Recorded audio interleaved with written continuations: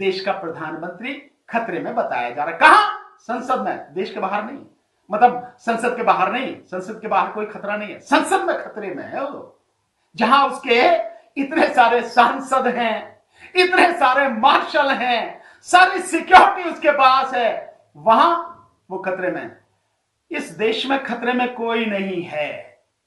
न देश का भगोड़ा प्रधानमंत्री खतरे में है, जो अपनी कायरता को छुपाने के लिए लोकसभा से भाग रहा है, न ही इस देश में सवर्ण खतरे में है, सब कुछ तो उनके हाथ में है, न ही इस देश में हिंदू खतरे में है, और न ही इस देश में सनातन खतरे में है। अगर कोई खतरे में है तो सबसे ज्यादा इस देश का संविधान खतरे में है, और संविधान खतरे में है तो इस देश की जनता, सीधी सादी भोली भाली गरीब पीड़ित वंचित एससी एसटी ओबीसी माइनॉरिटी के लोग, ये जनता, देश के गरीब लोग, कमजोर लोग, ये खतरे में है।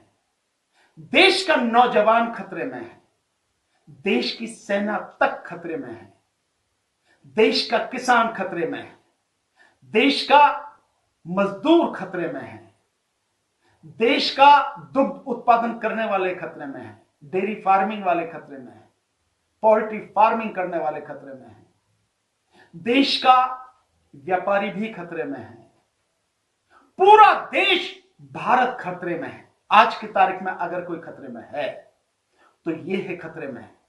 न मोदी खतरे में है, न योगी खतरे में है, न राजनाथ खतरे में है, न अमित शाह खतरे में है, न वित्त मंत्री खतरे में है निर्मला सीतारमण, न Ajit Doval national security adviser, न वो खतरे में है, न नकारा विदेश मंत्री खतरे में है, न कोई खतरे में है।